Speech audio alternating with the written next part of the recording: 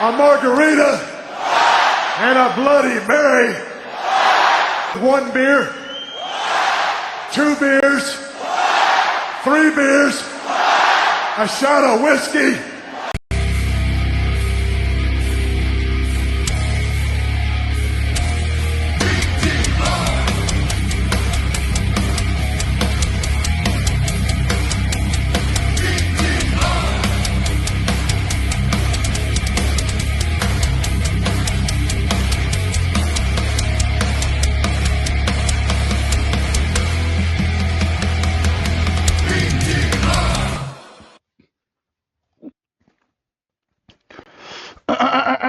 Welcome to another Thursday night edition of Beyond the Ropes.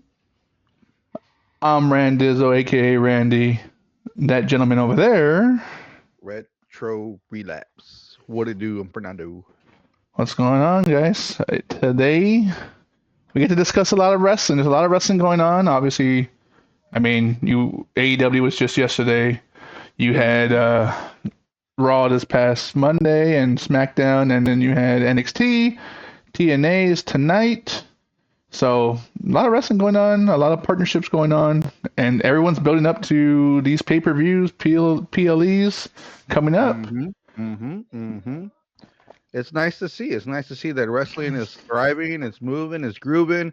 We're in WrestleMania season, and we're just the train's going right now, man. The wheels are turning, and we're doing it right now. WWE is hanging out doing their March stint overseas. They're giving the people what they want overseas before they come bring it back to Las Vegas and handle WrestleMania for their 2-day event. And this past Monday, they were in Brussels, and Brussels came out and they brought it. Brussels came out and they brought it. And before you get into it, make sure to hit a razor's edge on that follow and subscribe button on all platforms, of course, wherever you get your podcast needs, and leave a comments, leave a rating. That definitely helps us get more eyes on this shit. But back to Brussels. Yes. No. But let's continue on, since you like to interrupt me and give the whole spiel. Share this with your friends, man. Let's talk wrestling. We want people to come in and talk wrestling and just bullshit, shoot the shit, leave some comments, throw it on the socials, man. We want to know what you guys are thinking, because we can sit here all day and give you our opinions that don't mean jack shit. But guess what? We're gonna do it anyway because we decided to do this show. But you're watching. Get on the forums, get on wherever you can see us, and shout us out, man. And let's talk about it, man. We'd love to talk about it with you, because you know what? You're just as important as we are. I think as we're going along with this show and it continues to go week by week, we're going to try to get more interactive with maybe some live conversations with some indie wrestlers, some fellow wrestling fans, getting more into the, get really into that different space of going actually beyond the ropes, just like our podcast name is, getting really behind the scenes on some things going on, because there's a lot of great local wrestling, especially in our area, Texas. We got to throw a shout out, because you love to run on sentences. We got to throw a shout out to Mission Pro Wrestling. Those guys are doing it dirty here in the South. Texas Wrestling Alliance. They bring out some of the stars that we get to see on the TV, at least 1 or 2 every show that they do, which is either bi-weekly or monthly when they do it down in Corpus. Shout out to them. A shout out to our locals here in San Antonio, United 210, River City Wrestling. Those guys are always doing it dirty, and they're doing it big here in Saytown. Don't forget Booker T's promotion, Reality Wrestling in Houston. I haven't had a chance to go out there, but obviously he's been training a lot of stars that you're seeing on AEW and WWE and TNA, so it's pretty awesome. So there's a lot of big wrestling going on in Texas, so we want to dive into that, start kind of going to more local shows. Fern is a big proponent of going to local shows, and I believe he's going this weekend, correct? There's one tomorrow night. Today's Thursday, so it's for Friday. United 210 doing it dirty on the south side. 1000 Macaulay Avenue. The Yard, bringing it back to the Yard. It's their first show at the Yard. Start of the new season. They did one not last month. It was the beginning of this month. Excuse me. They did their first show at a different compound place, but now they're doing it back at the Yard where they usually do it. Macaulay Avenue, South Side, San Antonio. It's a good time, man. It's a good time. It's backyard wrestling, but it doesn't feel like it, because when you see the ring, You see all the things that they're doing. It's BYOC. Bring your chair, bring your drinks. They got food trucks set up, and when you just bring your chair and you sit in, you pay for your entrance. Kids 12 and under are free. When you sit there and you're watching wrestling, you think you're at a show, man. You think you're at one of the bigger shows, and they put on, man, and it's awesome. I know one of the big matches, the promoter Stud Stash, shout out, his group of hooligans, the Texas Kingdom.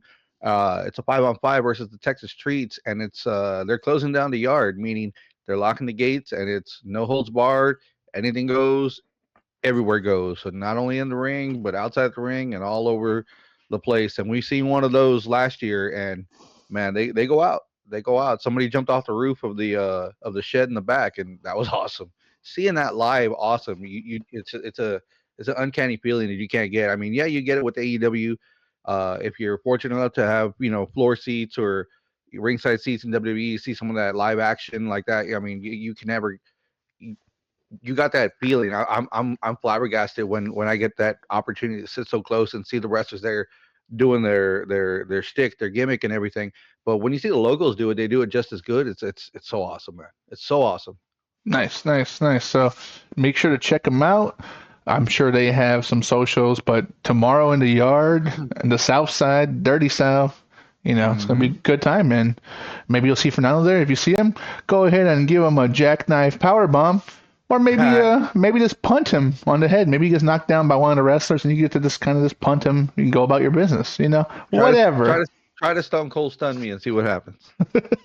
See Like, what happens. he might bust out a knife. He fights dirty. Dirty motherfucker. Dirty motherfucker around here. Damn right. Yeah, damn right. But speaking of hot crowds and the local crowds, you were just mentioning Brussels, and WWE right now is overseas doing a European tour to build up this WrestleMania, going right into it, and they haven't been disappointing. Like Brussels, I think where else were they at? They were in Italy, Milan. They're about to be in They're doing a lot. France. It's crazy because they're doing a lot of house shows in between the main shows. So not only do some of the bigger cities get Raw and SmackDown, but they're doing shows in between, whether it's a Sunday, a Tuesday, a Thursday. That way, they're giving those people out there also, the money they're looking for. Yeah, I mean, you don't get to see WWE out there a lot, and so the fact that they're doing a lot of these house shows, and they're not crazy enough. Like if you look on the socials and see some of the playback or whatever that's going on, they're not playing them lightly, dude. Like there was one match, I think it was Rhea Ripley and Liv Morgan going at it, and they were taking some pretty deep bumps on the outside of the ring, crazy enough. And there was some aftermath photos that they showed Liv Morgan, and her rib cage was just like really scratched up from, I don't know if They're Liv showing was out. They're showing out. yeah, I don't know if Rhea was whacking Liv with a belt or a kendo stick or whatever, but her rib cage was just all jacked up, and they showed a picture of that. I was like, wow. But that's what's up. You're getting your money's worth for being out there overseas. I actually, since you brought that up, I saw AJ Styles versus Gunther out there on one of the live shows. It looked pretty badass. Like I only saw like a 30-second clip, but they were going at it. Like you wouldn't think that they're trying to make sure to save themselves for the WrestleMania coming up, but they're giving those fans a show, and like Fern said, they're not out there too often, so they're really giving people their money's worth, so they have an opportunity to see them, whether it's live or in a house show or whatever. So that's pretty badass, and you're getting to see these build-ups of stories and these characters, and that's why WWE is a global phenomenon right now in wrestling, and they're gonna continue to be, and we're just hoping that they keep helping pull along AEW, because AEW's getting there with now being on Prime and HBO Max and TNA partnering. So Don't forget, you're running through all the usual suspects, but AEW kind of really pushed themselves by taking it overseas, especially when they did it in Sydney, when they had the all in over there in England. They're really starting to push that boundary so they can go global with it as well, and in way record time, which is going to be awesome because as long as they push out a good product, people are going to want to go see it because they, of course, they have their uh, wrestlers and characters that are from overseas as well, and knowing that you have that globalness behind your back, it doesn't matter what kind of content you put out or who you pull from whatever organization, you're going to show out every time, and people love wrestling all over the world. and it shows. You It know, shows. It really does. I'm waiting for AEW to do an actual like Mexico show. They did Canada, they did Australia, like you said, they did London for All In, and they have so many CMLL and AAA wrestlers that I give it a little bit more time, and they'll be going to somewhere in California to do a big old show out there, maybe with that their WrestleMania. I forget. I know a lot of the wrestlers go out there. If our former co-host was here, he'd know the name of that pay-per-view, Triple Mania or some shit like that in Mexico. It's their WrestleMania. So, and Yes, it is. you're starting to see big stars out there. Alberto Del Rio. You saw Commander was out there. The Funny Lucha you mentioned that Bros. man. That man made some mistakes recently. He got I don't into know it if with you a read up. fan. Oh yeah, he got into it with a No, fan. not only just get into a fan, but he threw a chair and hit an older woman. And we're talking a lady in her 60s who was out there watching. He And didn't that's just, throw it. He incited the little riot that happened, and when people were throwing chairs at him, they clocked the old lady. That's why he's not getting charged or anything because they don't know who did it, but yes, he he is. did Yes. incite it.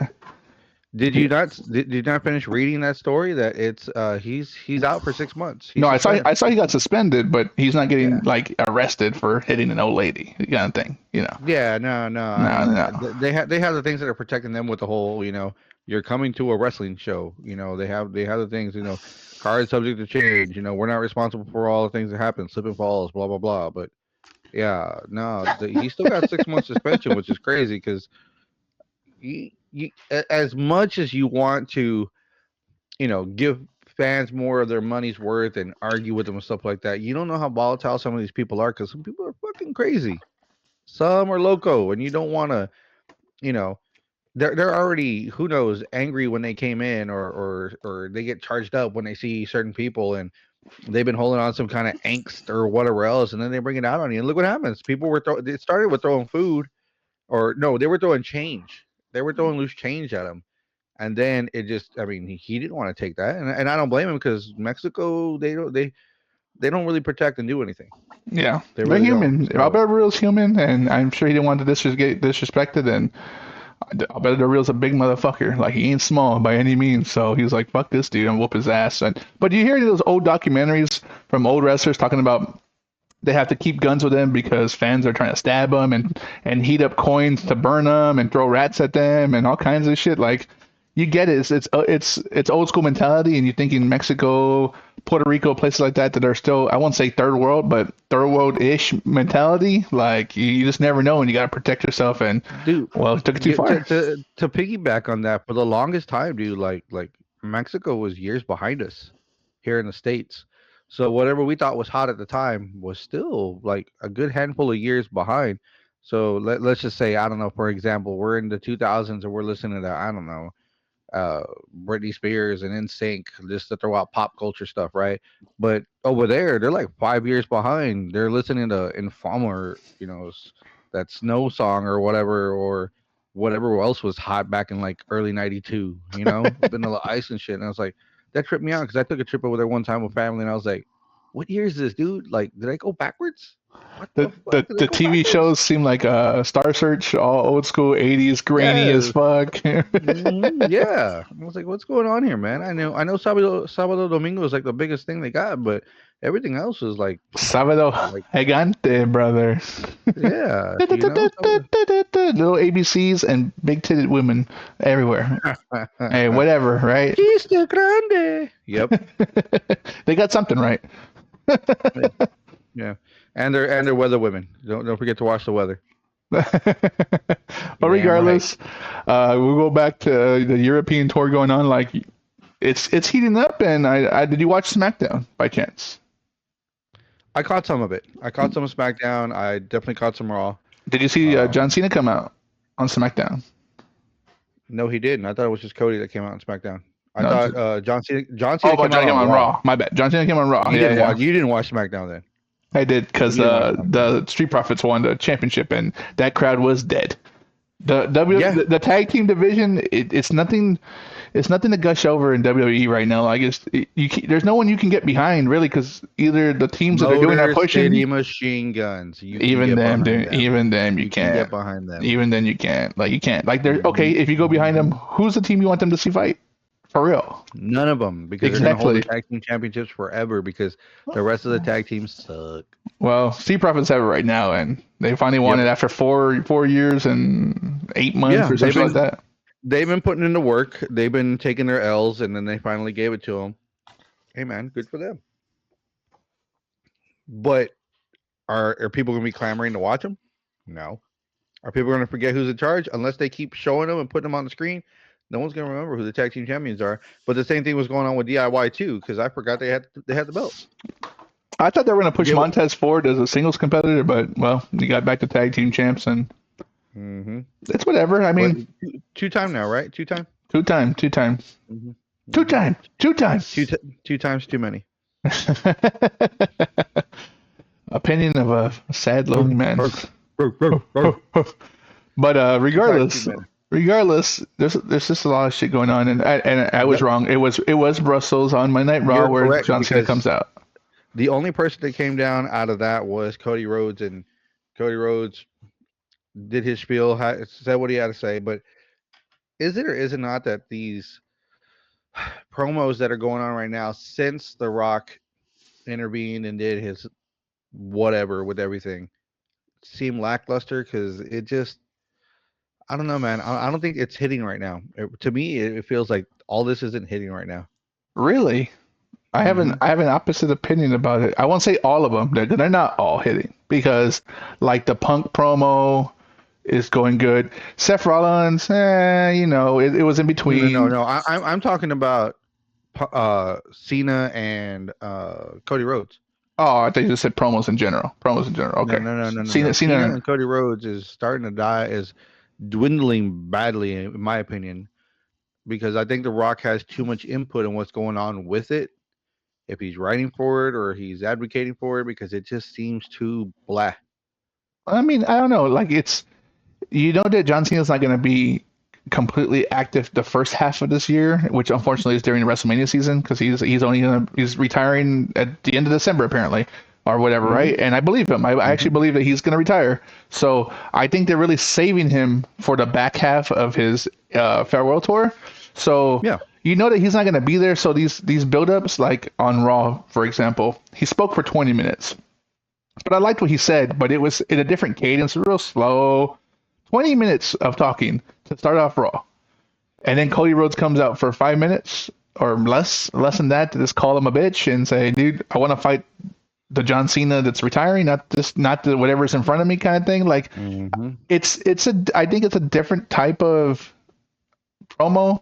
So it's meant to be played out in long term. I say long term, even though the WrestleMania match is in a couple of weeks, but I think it's meant to be played out. So maybe that's why it feels like it doesn't hit. I can see your logic where you're like, it feels lackluster, and you might be right. The Rock, Dwayne Johnson might have his hands a little too deep in the cookie jar in this situation, but I think because it is WrestleMania season and they've been trying to outdo themselves, it's gonna get to the point where it has to pay off. And all you can do is wait and watch at this point. Yeah, I get it, but if you're gonna make me wait and watch, don't make me bored. I get it. The crowd had a lot to do with it there in Brussels. They were very loud. They were very animate. Great job. I love seeing it when you have animate crowds, and especially overseas. They can take over a show. They can.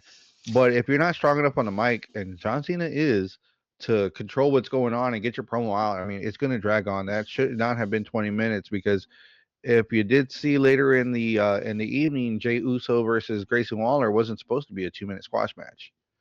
That was supposed to be a regular 11 to 15-minute commercial break in between match, and that didn't happen because John Cena was pandering to that crowd over there. His promo ran a bit long, and they cut Cody short. I wonder if they forgot that they're not 3 hours anymore, and SmackDown's 3 hours now, and they're like, "Oh fuck, we're 2 hours. Dude, we gotta cut this shit all the way back." Well, even if, when you look at some of the play times at the end of what's going on, Raw is still about 2.5 hours. Was it? I thought it was like maybe right at 2 hours, but Raw, the last 3 episodes have been right around the 2.5 hour mark, 220 to 230 in between. If you look at the very end, what really upset me about this past episode wasn't so much of some of the things that were going on, but because they're showing the episodes earlier because of the time change, the time zone Yeah. change between here and over there where they're at.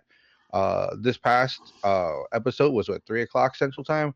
So when I got home from work and when I put it on the tube at about 6:15, Netflix was breaking.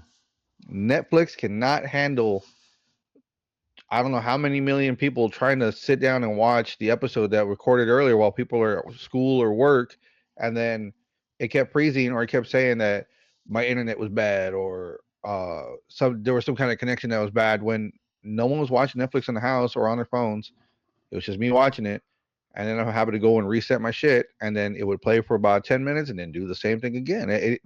Right now, Netflix can't handle the capacity of what WWE can do, and that makes me miss the network and it makes me miss USA. Yeah, they're We can, probably not realizing how popular WWE is. They spent a lot of money, $6 billion or $5 billion on it. They spent a lot of money, but I don't think they were ready for the impact and the global impact really for no, what they're going to do with WWE. And you're right. Like it broke. I think a lot of people complained about it, but I think later in hmm the evening it finally kind of subsided when everyone's like either gave up and said fuck this. I'll watch it. yeah, I'll watch it later on my phone at work or in the restroom, my restroom break or lunch break or hmm whatever. So I mean, it's crazy right now when you think about it. Peacock does not have that issue when they play the premium live events, the PLEs. Peacock is showing them live, just like Netflix is showing Raw live. do you think it's because their actual network? It's still NBC, right? So you wonder if it's just because it's an actual network and Netflix is solely like a platform, like an online platform. I don't know. I wish I knew. I honestly wish I knew more of the in depth of how that breaks down because I mean, hey man, Netflix needs to step it up then. If they're not network ish, but they're just out there to stream movies, like it's crazy enough. I said, you know what? Let me stream something else. Let me put something else on Netflix and see if it's gonna work if it's the whole Netflix platform. So I just scrolled down. I was like, oh look, Bad Boys, whatever, 20, right? And I put it on, and I'm fast forwarding through it. And I let it play for like 10 minutes, and I was like, I'm bored anyway. I don't care about Bad Boys, but I'm fast forwarding through it, and everything works fine. I go back to Raw, fuck you, and kicks me out. So you know that a lot of people are watching Raw. Yeah, A lot of people are yeah, watching Raw. yeah. I think it was A anticipated. Only bunch of global casuals like you are watching it. Yeah, like yourself, since you don't like storylines, kicking me apparently. out, kicking me out. Apparently. Oh, I love storylines. I love storylines when they're done properly. When you have somebody like that's trying to get big producer behind them and they're not tangible enough for us to really consume, and they're just like, oh, well, fuck you and fuck you. It's like, well, where are we going with this, dude? Where are we going with this? Let's get interactive already. But of course, we have to Your wait. brain's too old to We have to wait. comprehend. Your brain's too old to We have to comprehend this wait. shit. Too old to Oh, comprehend come this shit. on. You old bastard. Come on. Think about it. All the storylines that we've seen before in the past that could and would build up to a better story and they can't do it anymore. Come on. Come They're on. doing it a different way. You just don't like it because you're old A different and way. you're set in your ways, old man. There's nothing that You can't even make you Netflix can work. do You can't even new. make Netflix work. There you go. You can't. There's nothing you can do new that's gonna be innovative. That's gonna change what's going on. Just like what did Cena say? You're expecting new clothes and a new song, where you're not gonna get it. Okay, great. Well, fucking wow me then in the ring with your fucking microphone because you ain't doing shit. But you know who could? That man right there, John Cena. John CM Cena. fucking Punk, right there. That man pipe bomb every damn time. That's why Fuck you're a out of here. casual. That's why you're a Fuck global out of here. casual. That's why you're a global casual. Fuck out of here. Remember, Global AEW was the one that brought casual. him back. AEW brought him back. Cena was in Hollywood. Eat shit. Has nothing to do with anything. That's why Yeah, it's got plenty to do with everything. That's why AEW's ratings are It's still got plenty down. to do with everything. It doesn't mean anything. Yeah, because Punk ain't there no more. He was already losing Punk ratings. draws. He was Punk there. He draws. got hurt. He got hurt in the first week. And then he was out for another couple of months, and he showed up and got hurt or got suspended.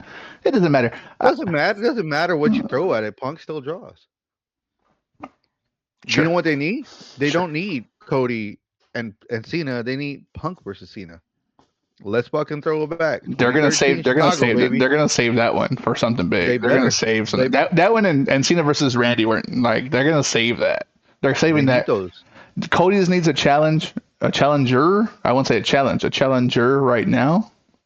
So because he's better in the chase, he's not better holding it. It's better in the chase. No. Yeah. So.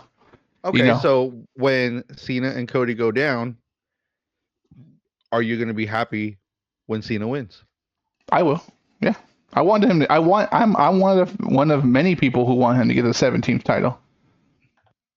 Why? Why? He's a fucking he's a fucking company dude. He deserves it. I want him to call all his fucking shots. I want him to call all his shots. All of them. How does he deserve it? He was done. He left, and then he comes back, and he can't wrestle like he did anymore. And he's here to put people over, and then he wants to go. He wants to go into business for himself. Why does he deserve 17? He don't deserve 17. Yeah, he does. You know who deserves 17? Randy fucking Orton. Randy Orton's what, 4 behind? He's at 13. He's 4 behind. He's 13. 13. No, I think he's 14. I think he's 3 behind. Maybe. I mean, I'm sure it's somewhere between 3 and 4. Realistically, right? Somewhere between there. But regardless, I think, like I said, that's the saving grace of this story, the farewell tour of John Cena, and they're saving it. But they had to come up with something big because it's a big season. It's WrestleMania. It is what it is. You wouldn't understand that because 14 world championships in WWE. Okay, so he's 2 9 behind WWE championships and 4 world heavyweight championships. So he's 2 behind on just hitting the 16, 3 behind on beating the record. Yep. So hopefully he has a bunch of more years in him to kind of get that out, because WWE loves to keep people with fucking championships for whole years. Cody's rounding that mark for a whole year already, so we'll see. That's the one thing I would love to change is I think the belt doesn't have to stay on someone for years, maybe 3-4 months, a season, a quarter, whatever. It just needs to happen. It needs to kind of fluctuate, especially with the World Heavyweight Championship. Kind of needs to fluctuate to kind of build that up. I think he does have time. Randy Orton is 44 years old. He was born April 1st, 1980. So I think if you sizzle it in there, you know what? If you're gonna let's kind of think outside the box here for a minute, because I know you love staying in the WWE bubble because you don't leave. Yeah. Here it is. Here's the bullshit opinion. Here we go. So here we go. So since you're a big advocate for TNA just because you went to one show when you were 6. You really want to. You're not a TNA. You don't like TNA. You don't like TNA? No, TNA is good. I've been to TNA. I've been to TNA shows. You know. Shut the fuck up. If we're really gonna raise up where TNA's sitting at, why not let Cena lose to Cody and Cody keep the belt? But since he's on the retirement tour, Cena goes to TNA and crosses over, since they're doing a lot of crossover with NXT anyway, and he goes and fights the current champion Joe Hendry and wins number 17 on that. I wouldn't mind that. I wouldn't mind that at all. Apples? How about them apples? I wouldn't mind that. My only plight with that. My only plight with that is, although it's a partnership, WWE doesn't own them, and John Cena. I think the whole logic of 17 championships is in one company, not multiple companies like Ric Flair. And Ric Flair's the sole holder of that title for so long, and now he's tied with John Cena. But Ric Flair did it in AWA, Mid-South, NWA, WCW, and WWF. So I think that the whole lore of 17 is just in one company. Would that be cool? Absolutely. I would push for it. Why not leave it at 16 and 17 comes with an asterisk, so that way it doesn't really beat Ric Flair. It keeps Ric Flair there, but it's the 17 with an asterisk. I think the asterisk is because Ric Flair is with AEW and WWE is trying to push that aside. If I want to make a turn and John Cena does go that route, I would love for Ric Flair's daughter to hit 17 before anyone else. That would be ideal because she's at 15. She's at 15, so she needs 2 to surpass her father, or 14, 15 or 14. So she would need 2 or 3 to surpass her father. So I would prefer that to happen because she is still young and she's still able.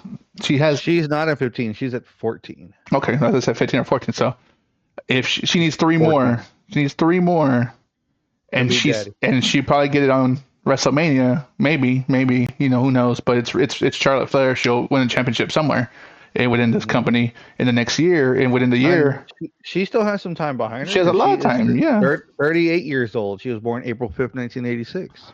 so she's got a lot of time. So Yeah. I would like that to happen. If they're not going to go John Cena route, which is fine, I'm not going to be upset about it. But if they're going to go that route, then I would like to see his daughter with the Flair name surpass her dad, and I'm sure he would love that too, right? My Yeah. daughter is the one who surpassed my record, Mm-hmm. and she'll go down as a fucking living legend Mm-hmm. because she's that damn good. And although people Exactly. might hate her and whatever, she has the capability and the time on her side to get it done. So we'll see. Yeah. I think that would be a great road to go down. Give Cena 17, but not with WWE. Let him go to TNA and take it. Let him That'd be a wild. enter That'd be promotional wild. do it. That way if you're gonna keep going with the heel status or whatever, boom, there you go. It's like, you know what? I'm mad because I couldn't get what I wanted here. Do you really see him going after Gunther if Jey Uso doesn't win? No. No. He ain't gonna win it over. If Jey Uso wins and then he just decides to go to what was it, Raw and take that belt, okay, cool. If you're gonna keep it within the umbrella, but I think the smarter play, crossover, which you haven't done before. Since it's your last year, he basically said it himself. It's his last year.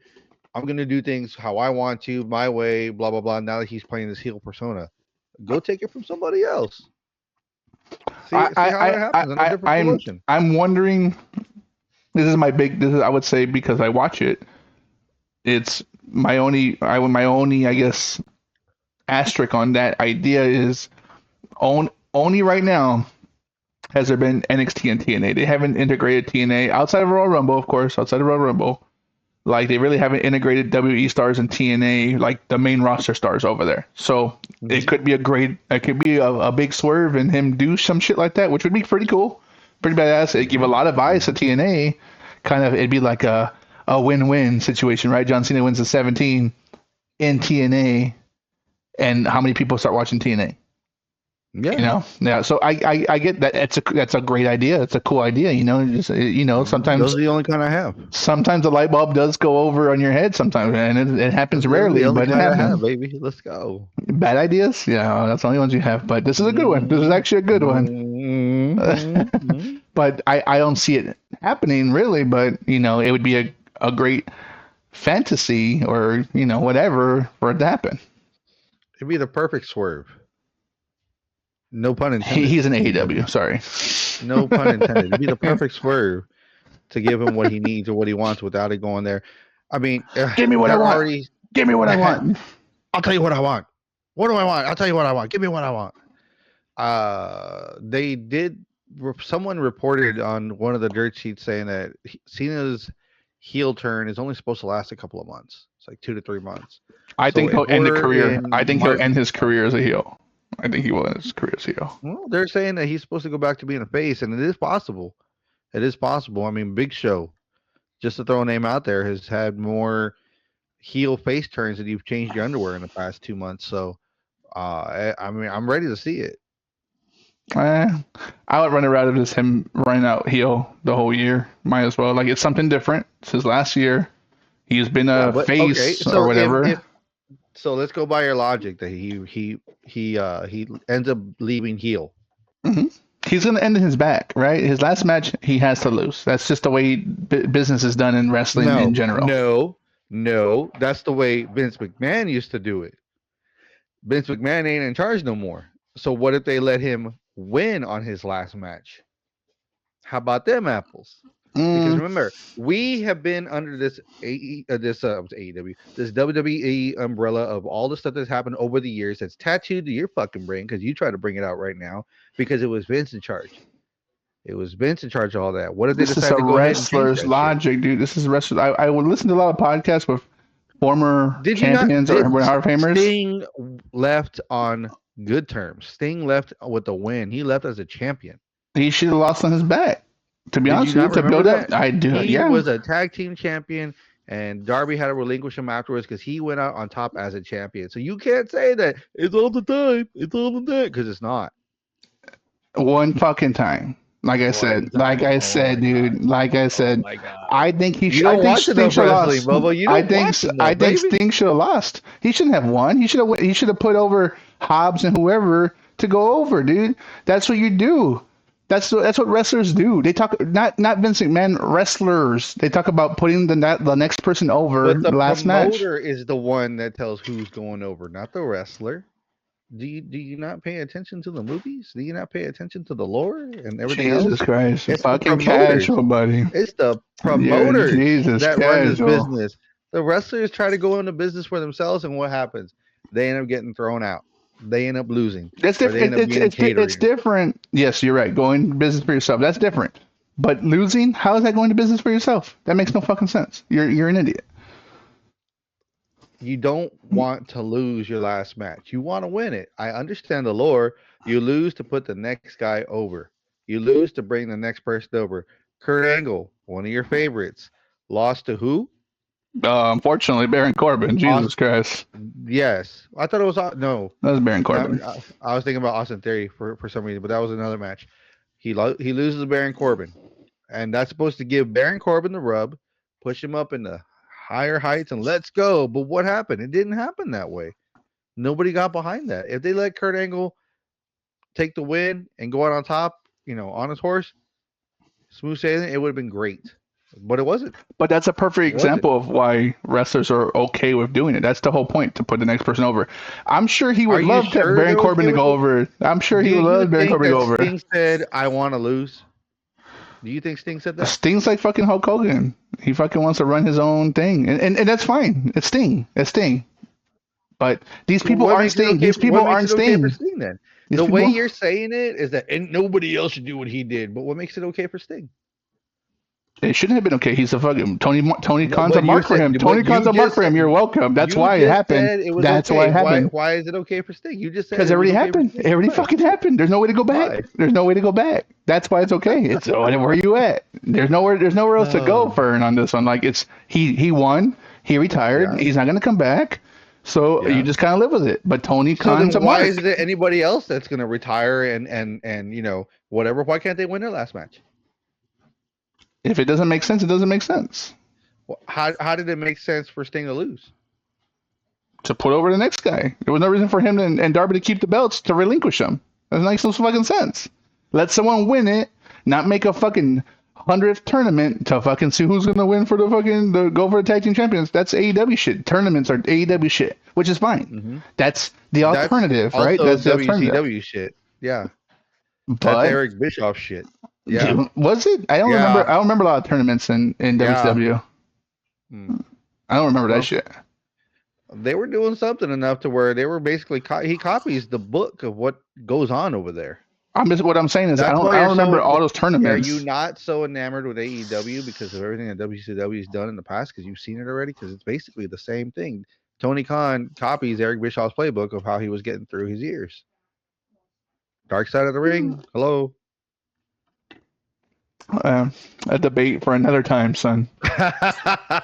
Because I know we're gonna argue back and forth. No, we're gonna just argue about some bullshit.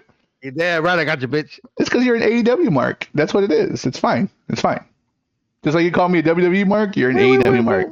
I'm an AEW mark. Says the guy that got the VIP experience and it was fucking fun. I'm a wrestling fan. Let's call it wrestling fan.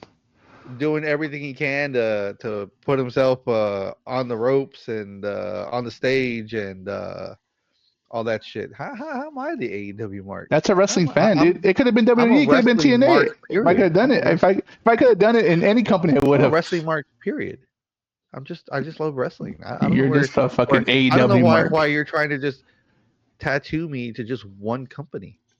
I can tell you why. I can tell you why. There is history. There is history of you being I hate WWE and blah blah blah blah AEW, and then at one point it turned. You're like AEW's fucking up, or the women or whoever. Like, and I get it. Everyone has their ups and downs, their valleys and their mountains. Yeah, it happens, right? Once you have people in the back that are doing more than others, then they go into business for themselves. So it's whatever they're trying to push or whatever they're trying to do, and it's not good content for everybody to watch. They think they're doing great. It's not. It's not worth the watch. I Yeah, don't want to watch it. that's a Why lot am of I going to see times. the same old shit over and over? It's like Cody had some bad shit that happened in AEW when he was there. He had some bad matches. He had some bad promos that were going on. You remember that one with Anthony Ogogo when they were Yes, doing that the was whole terrible. weigh-in shit? That was horrible. But he's your WWE champion right now, which you're salivating over. So I'm I not a mean, it Cody just fan. depends on it just depends on where you're sitting, what part you're sitting on in the ring, right? Like I said, we're gonna go back and forth on this bullshit because you think That's you're right, bitch. right. That's You right, think bitch. you think you're That's right. right, bitch. Stone You Cold. think you're Stone Cold. right. Stone Cold. Whatever. You think you're right. I think I'm right. And that's the Stone beauty of Cold. but that's the beauty of wrestling, right? The You damn right. the opinions and the fucking how passionate we all are as fans on whatever you want to believe and whatever you want to think. It's not wrong. It's not right. It's just an opinion, and that's what we do No, here and Beyond the it's not Ropes. wrong. It's not right. You're wrong. I'm right. There you go. Jesus fucking Christ! See, sometimes I start thinking I should just Stone do Cold. a one Stone man Cold. booth on this place because Jesus Stone Cold. fucking Stone Christ, Cold. the non-contributor here. Here it is, Fernando. Fernando, the Uh, non-contributor on anything else other than showing up on I bring Thursday. life to this show. Everybody would fall asleep if it was a one man show. I bring life What, to the show, baby. whatever. Uh, uh, uh, What the my fuck name is ever. Rand Dizzle, and let me read you the stats of 2025's Shut the fuck second pay up. per view. Page 1. Shut the fuck up. Well, since we're talking about AEW, Bring it up. Bring it up. Bring it up. there was a little a nice show yesterday on Dynamite, Yep. Mm-hmm. and we had a lot of stories progressing. Right, Yeah. we had the Making our fatal four way way for the Dynasty. fatal four Dynasty way is coming up in for April 6th, I believe it is. April 6th. We had a fatal four way match for the Continental Championship versus Kenny Omega. We had a match where Tony Storm sat in to watch Megan Baines fight Chris Statlander, and then we had a Mm-hmm. rematch of the World Heavyweight Championship or the AEW World Heavyweight Championship against from Mox versus Cope. So, did you catch this or any of it or all of it? Sorry, I was getting hiccups from chugging my beer. I actually did watch it yesterday. Yes, it was a good watch. Since I'm an AEW mark, I definitely made sure to watch it from beginning to end because That that's a first classic. match, I liked how everyone got over. Everyone got Mhm. like you just didn't know. You had Speedball Mike Bailey. You had Mhm. Ricochet. You had Mhm. Orange Cassidy and the big Mhm. motherfucker from Don Callis who used to be in the Kingdom. I forget his name. Mike something. Okay, Mike, the big guy. Yep. So I think, I mean that to start off the night, great match, fast pace, hard hitting. You just didn't know who was gonna win, and at the end, Speedball makes the cover, but Ricochet covers over that one, and now Mhm. Speedball, Ricochet versus Omega at Dynasty. It's a three-way dance. To make it a three-way dance is kind of weird, just because of the fact that Speedball just got there. I mean, he's put in his work. He was in TNA for a good minute. He's been in the Indies. He's friends with everybody there. But for him to be, a hiccup into it there at AEW and to give him a It's title the shot right off the it's the bat, push. It's the push when you come in. It happens for everybody. I mean, let's not pretend like it doesn't happen for every single new person that comes in. You get the push, and I mean, I think for his style, Omega style, and Ricochet style, it's gonna be a great match, and it's you don't it's going to be know. entertaining. Yeah, Yeah, it's going to be entertaining. I agree. so you're gonna get your money's worth because AEW loves to put on 4, 5, 6 hour Money's match. worth. You don't even buy the pay-per-view, dude. Well, I said your money's worth. There you go. Thank you. Thank you. My money's worth. That's right. I watched it online for free, like a normal human being in America. But regardless, what else? What else stuck out to you? I know the last match was a little raunchy, in a sense.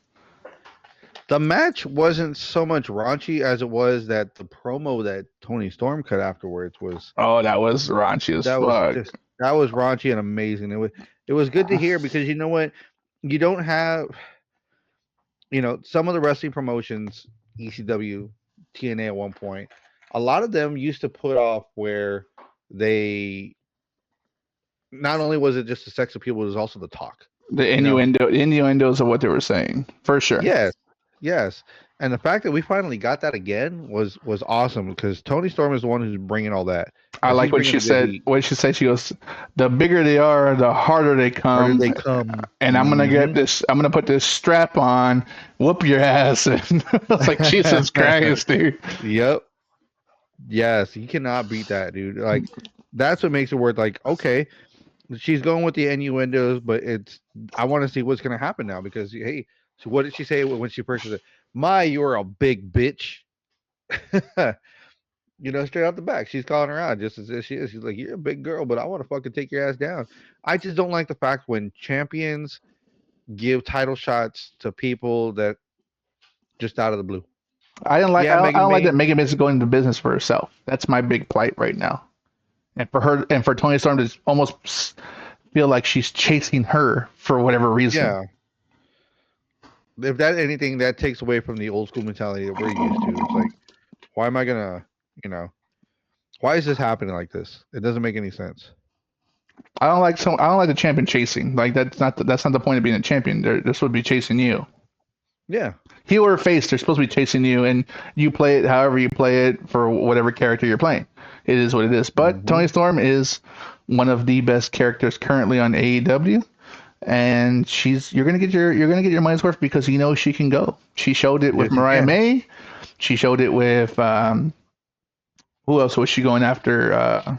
All the women when she was going against Britt Baker, when she was against Saraya, like she's gonna put on a fucking show. You saw what she's willing to do to her body and how far she's willing to take it. Megan Baines has a Especially lot to with the prove herself. championship in Yeah, tow.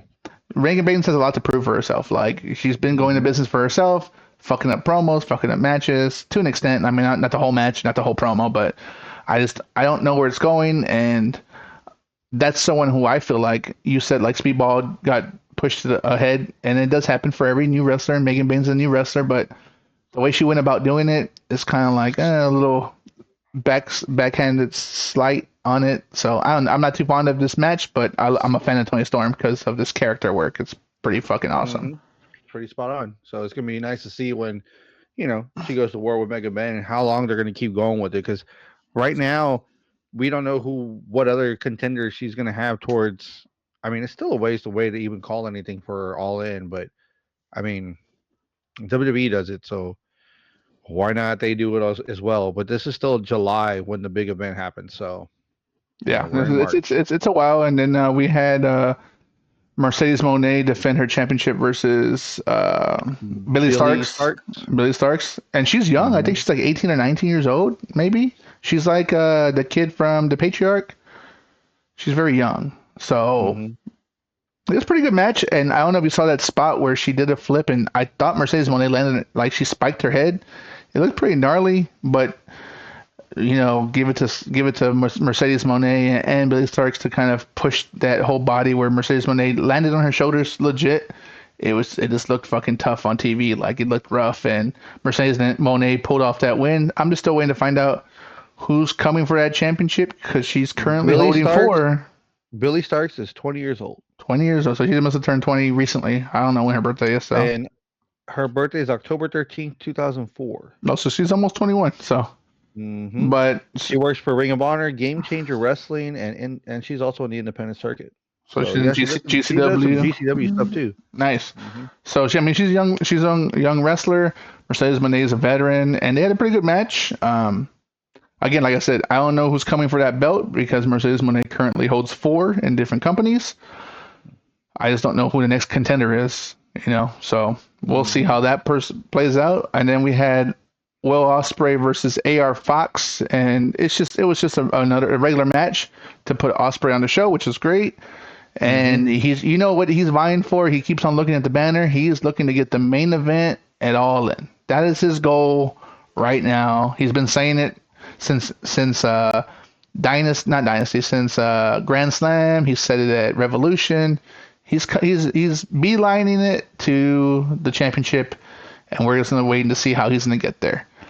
And Hmm. then, of course, the last match Cope versus Mox rematch, street fight.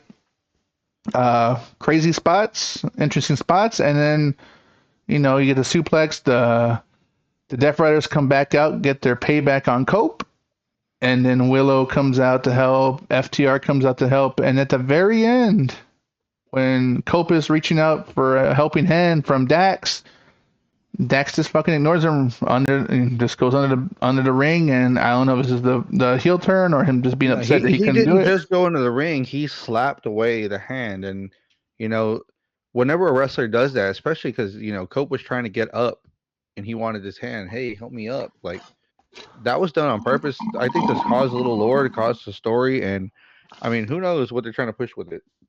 Yeah, it's too early to tell, right? It's just this is the beginning of something. Who knows? Because Remember, Cash wasn't part of it. Collision usually happens on Saturday, but this week, because I believe NCAA has a bunch of their tournaments, March Madness, going on, yeah. It's Collision Sunday. So it's what do they say? Slam dunk or dunk, slam dunk, something. Yeah, Slam dunk Sunday. Yep. Yeah. So maybe one might get some answers on Sunday, because FTR is usually on Collision. Collision Cowboys. They're them, and who was it? The Ass Boys. The Ass Boys. They were also big people that were they were pushing up Collision when it needed a big push. So hopefully we get some answers on that, because to see him just push the hand away, and no, I mean, it could have just been frustration, but it's hard to say with those guys because they're really not doing anything. Yeah, and Cash was like, he was surprised himself, and Dax is like, dude, get the fuck away from me. And then Cash goes back inside, helps up Cope, gives Willow Nightingale a hug and whatever, and then they go about their business. But you're right, like it's too early to tell right now. We're gonna find out what happens, hopefully on Collision, maybe by Dynamite next week. But that was the end of that AEW show. Great show, nice build up for Dynasty, and I'm just seeing who's gonna fight Okada. Maybe they're gonna bring that up on Collision. Who's gonna fight Okada? Since it's technically like a Night of Champions where all the championships should be fought for, and Okada is the Continental champion right now. Yep. And then I don't know who Danny Garcia is gonna fight. Maybe be Adam Cole again. Who knows, right? So there's some build up. They got a week, 2 weeks. They got 2 weeks. Before Dynasty, since next week is the 29th and the following week is the 6th, April 6th. Yes, because it's a Sunday. So yeah, they got about 2 weeks, and AEW is pretty solid and decent when it comes to a build up for a pay-per-view, that they kind of cram it all within the last 2 weeks, because they don't know how to long term it like WWE does, where if they are doing a long term for whatever reason, it's one match in particular that's going to rain out the whole way through, and then everybody else is kind of crammed in last minute. Hey, you ready? Hey, you ready? Hey, you want to fight? Hey, fucky, you want to fight? Okay, and then they put it on the card, and there it is. They do. AEW does. They do it well when they do it, but like the Tony Storm Mariah May thing, and do. But they did it well with Mariah May and Tony Storm. So like they do hyper focus on one person for long story, and the other ones are, you're right. Like it's just 2 weeks, 3 weeks, and hey, we're gonna fucking do it. Fuck you. We'll have a quick squash match with some random or someone from ROH, and then I'm gonna fight you. I'm coming for your championship. Whatever. We'll see. We'll see how that plays out. But regardless, since we talked about AEW and WWE, I want to throw a question out for you. Something a little random, nothing too far out, but I've been watching some wrestling. I've been watching stuff on the network, on the Peacock network, and I've been watching stuff online for AEW and HBO Max stuff and the behind the scenes stuff. And what's been catching my attention are how innovative people's finishers are getting. I want to talk to you about some finishers. Nothing crazy. Just I want to ask you a simple question. Who is your daddy, and what does he do? What is your favorite finisher from any wrestler, any era? Like what stands out to you? Like, and wait, and not only that, and just a preference that. What's your favorite? What's your favorite? No. What is your favorite finisher, and what do you think makes it a great finisher? Is it the build up? Is it whatever? Is it the person who's doing it? What is it? What do you think? What is your favorite finisher, and why do you think it's so great? Like, what is it? Why does it stick out in your head for? God damn! If I go, am I in an interview question, dude? You Am are. I in an interview for a job? Because You are. that's horrible, dude. That's You are. horrible. You know what? Fuck you. I quit. Bye. Fuck you. I quit. Bye. I'll log you I off right quit. now. Easy, Fuck you. I easy, quit. Fuck easy you. I breezy. quit. You Look, can't fire me. I quit. You there he can't goes. fire me. I Look, quit. I just blacked him out. You Simple as can't fire me. I that. quit. I quit. You can't fire me. I fired you. You You're can't fire me. fired. You You're can't. You fired. can't fire me. You're You can't fire fired. me. Hey, guess what? Ping ping pong. Fernando, Ping you're ping fired. pong. You're fired. Ping ping pong. You can't fire me. You're fired. Ping ping pong. And I blacked you out, and I muted you. So regardless of Retro Relapse isn't here because he doesn't want to answer a simple question because he's a sack of shit, and I know he can hear me right now since we are on a different feed together. I'm gonna bring him back because he's always hard-headed, and maybe he'll come around because he needs some time to think. He's an old man. Take a sip of beer, do whatever you gotta do, and shut the fuck up and answer this question. You can't fire me. I quit. Ping ping pong. Shut the fuck up. So, man, It's not a hard question. It's a simple it question. it's no. You think it's simple because I could think of 10 finishes off the top of my head. But if you want one that really like relates to you, you don't want to just pull one out because what's your favorite submission? What's your favorite knockout kind of punch thing?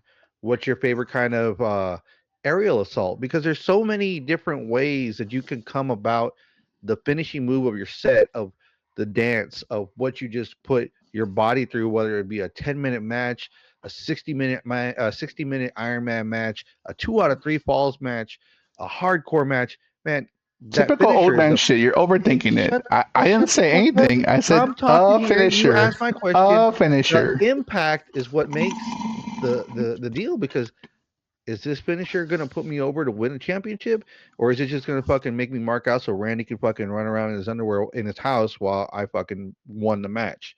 It's just finishers mean a lot. They really do. So one, in my opinion, that sticks out to me that's always been, it's the lead up to the finish, and then the finish is the band Terminator into the 5-star frog splash. Love RVD. Rob fucking Van Dam. That one, when I started seeing him, when I would watch ECW on my fucking bunny ear TV, because it wasn't on a regular channel that wasn't on cable and stuff that I could see. I didn't have cable at the time either.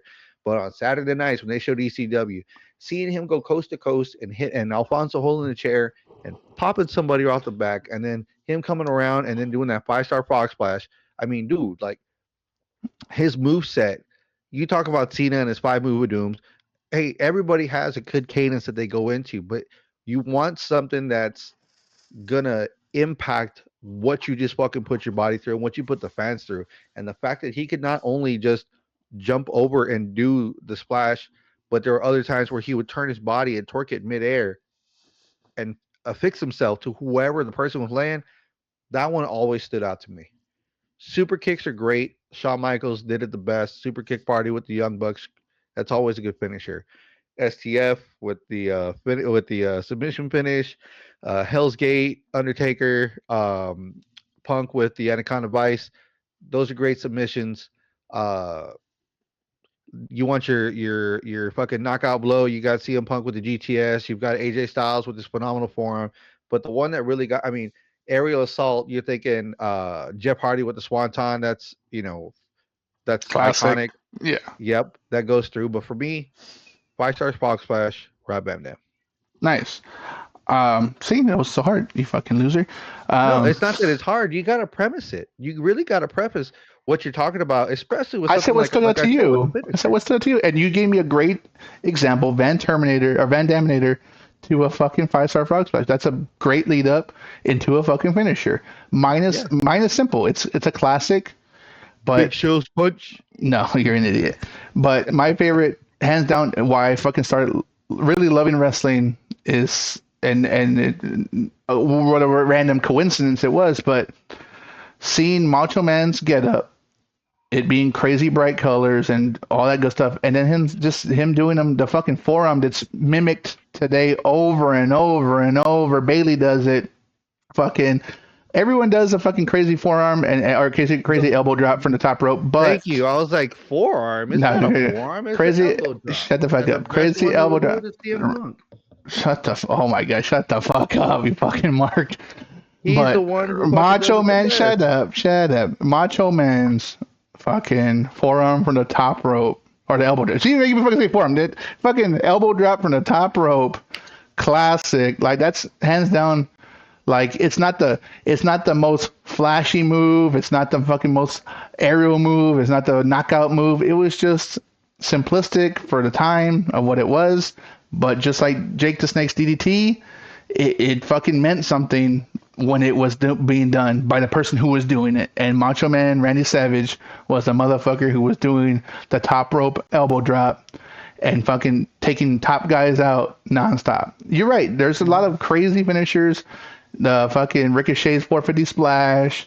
The fucking Billy Hey, whoa, whoa, Kidman's whoa. fucking shooting star Not press. fuck his 450 splash when he did the double. What was it? The double front Swan, aerial. like the one where he landed on his back. That one. That one's good No, too. he did two front full fucking front. It was a 720. Was it a 360 when they do it one time? But he does a double in I'm the not. air. I'm not talking about that splash. I'm talking about the one where he lands like a swanton on his from his back, Oh, not his dude, flat. what about when he was in Lucha Underground. what's yes, yes, Yeah. dude. Yes. Those like and that's those were one of the people. Some of the people. Him, fucking Osprey. Right. Fucking. You can put Rey Mysterio doing some crazy shit back in the day. Eddie Guerrero, the height he got, but I love the Rob Van Dam answer because, dude, that was my favorite wrestler in ECW, hands down, for a long time, solely because he would put his body. And I think the biggest thing you brought up, which I think that no one has done or could do, is turning his body midair. That's Mhm. like fucking next level. Anybody can do a frog splash. Yes. Eddie Guerrero did them all the time, but the fact that his was deemed a 5-star was because he can torque that bitch in the air and turn himself. I don't see anybody who's as aerial like John Morrison, who is some kind of aerial assault kind of dude, Jeff Hardy, or anybody else that does aerial stuff that was known for aerial shit. Montez Ford just does a really high one because he jumps from the top rope because he is a very athletic dude that can dunk kind of thing, you know. He So of fucking course, jumps even high. He's fucking jumps high fucking shit. Like, so don't take anything away from then that one, but my favorite frog splash, other than Rob Van Dam's, D'Lo Brown.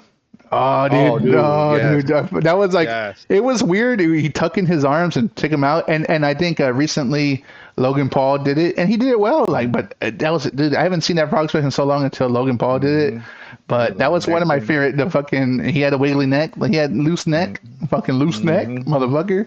But Especially, I want to say that his better times as a wrestler doing what he wanted to do was when he was in TNA after he was let go from WWE in the early 2000s. oh, D'Lo If you Brown, watch, fuck yeah. if you watch early to mid, maybe late, because he wasn't there around '08 when they started kind of touring more when they were kind of centralized over where Jeff Jarrett had TNA at over there in Nashville and in that area and stuff. D'Lo Brown was in there. I want to say let's give him a run from like I don't know when did they start doing the WCW angle after they bought it? It was like 2002, right? When they started 2002, 2003, yeah, Invasion Angle when shit. they flooded in their wrestlers. So Yeah. D'Lo Brown was already out. It was about that year to about 2005, 2006, where he was doing a lot of singles matches and a bunch of tag team matches. Um, the TNA channel on the free stuff on Samsung TV or Tubi or whatever kind of thing, like they have an actual channel that's dedicated, and they'll show a lot of random matches from early days at the Asylum all the way to the new stuff that's going on right now. And there was one that I saw. It was D'Lo and AJ Styles together, and they were facing some other hot tag team that was an actual tag team. I can't remember who they were because they're not there anymore. They weren't like big in the business, but D'Lo Brown was all over that damn place. He was in his prime in TNA, and a lot of people slept on that shit. It makes me sad that you know WWF did not showcase that D'Lo Brown. I remember seeing him on Aces and Eights, like towards the end of that like Oh yeah, the comeback where he was hmm like the heavy, the heavy in the group. But I maybe saw only one match. I just remember when he fought Ron Killings or R-Truth. Like that was a fucking like for some reason high flying, fast paced, and I never saw that from D'Lo for the longest time. Like, could he get up there? He could do some aerial shit, but in WWE, he was like a mid card heavy. He wasn't the heavy. He was a mid card heavy. He still did his shit with a nice frog splash. But I saw him and K Quick or whatever, or R-Truth or Ron Killings or whatever you want to call R-Truth. I saw him fight. Yeah, main names. I saw him fight that one random like during the TNA Octagon ring and. Crazy matches, man. Crazy matches. But there's a lot of wrestlers like that. And a lot of wrestlers, there's a lot of simplistic finishers that have become everyday moves like Jake the Snake's DDT, a leg drop. Go iconic with Hulk Hogan's leg drop. So I said, leg drop. But crazy enough that he did that so much that it was like broke his vertebrae over the years that he landed your ass enough. Surgeries. Yeah. Because you think, oh, you're landing the leg weight on the person, but you're really not. You're taking most of the bump on your butt.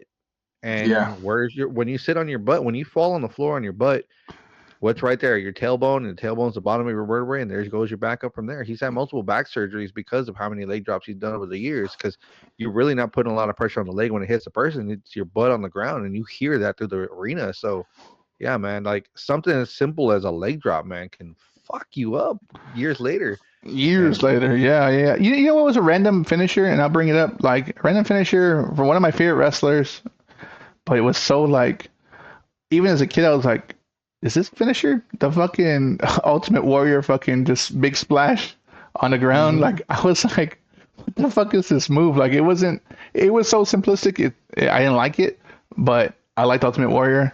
And I would try to do that splash. Running the ropes, coked out of his mind, just going nuts, and then him going back and forth, running, body slam, or not body slam, pushing the person, clothesline, and he just splash. Just run, jump, splash. That was the most underwhelming finisher for like a guy who was, like you said, coked up probably most of the time and was crazy, and he would run ropes like Braun Breaker. That Braun Breaker can take that from Ultimate Warrior and run the ropes like crazy fast, and then big splash. It's over. What the splash? It's over. I jump on you, pin me. Haha.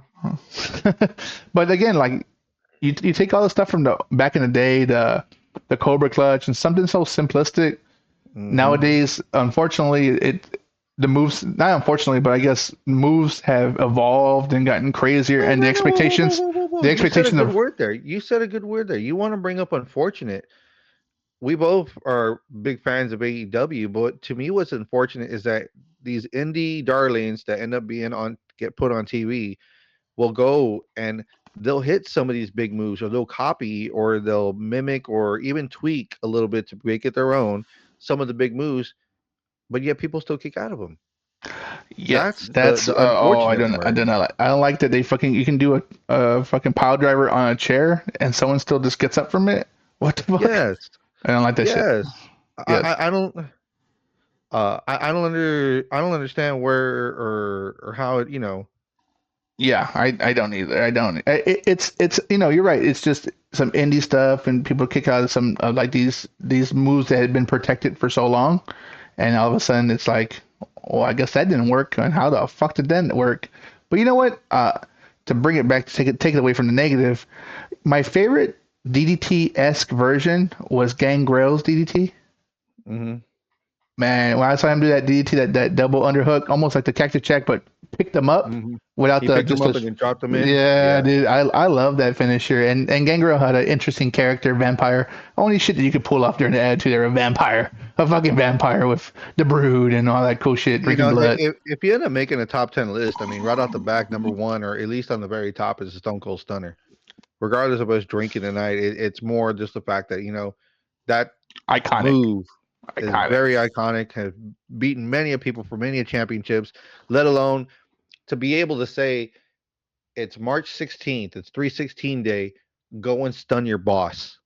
Go find your boss and give him a Stone Cold Stunner. That's just, I mean, you can't do any other move other than an RKO. That'll stick out of nowhere. Yeah, out of nowhere. You get the out of nowhere and the Stone Cold fucking Stunner. Like, that's right. But there's a lot of moves like that, and there's a lot of moves that are being created now, like by a lot of. I would say I would give a lot of credit to a lot of the guys in AEW and a lot of women in AEW who have some crazy unique finishers, and they look like they're impossible to pull off, and they just do it. The one winged angel is badass. The Tiger Driver 86 is fucking badass. Like stuff that this looks devastating, and probably is if you do it wrong. Going to WE with the Styles Clash, like that can go wrong so quick, so fast, and AJ Styles makes it look fucking flawless, and the people who's doing it with it makes it look flawless. Like, but that's the beauty of finishers. Like you can go simplistic, you can go crazy aerial, crazy all muscle, all like Chad Gable's fucking German suplex. The way it's a standing still and pause. Like it's a German suplex, but it looks so cool the way he's it just slowed it down a little bit and just showing him do all torque and flipping someone over, like, and then you got to give it to the fucking high flyers, the fucking luchadors who do Commander running the ropes and doing just a backflip onto a group of people and landing on his feet, like. Yeah, I did that. Like, what the fuck? We are definitely going to have to do another episode just on finishers alone, man, because we could go for hours with this shit because there's so many good things that just really that we can hold on to and just show off to everyone. Because, I mean, fuck, dude, like, that's a staple. That's a thing. If you don't have a good finisher, I mean, you're only going to get so far in the business. Exactly. But I think we might touch back on a Tuesday episode where we just talk about finishers and maybe we break it down to categories because you're right, there is just a lot. And there's so many new, innovative, and classic fucking legendary moves, legendary finishers, even signature moves that Randy Orton doing the fucking DDT off the rope, like shit like that. Like it's just. We'll call them signature moves, what they call them in video games, and then finishers that people do. And maybe we'll get into it on a random Tuesday, and maybe we'll have a guest, and who knows, right? We'll get into it and talk about it. But regardless, it's another Thursday night edition of Beyond the Ropes. You want to catch us back? Twitch VODs, Spotify with video, YouTube, Amazon Music, Apple Podcasts, Instagram. Catch us at Beyond the Ropes Pod on all those platforms. Hit a subscribe and like button. Give us the fucking Razor Ramon fucking Razor's Edge. You already said that one. You gotta switch it up. Oh, the fucking we'll stick it to the outsiders and we'll just do a fucking jackknife power bomb, a diesel jackknife power bomb on that follow and subscribe button. Give a Jake the Snake DDT on that damn like Jake the Snake DDT. How about that? How about that?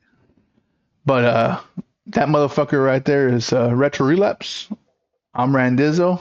Stay tuned for more shit. See you soon.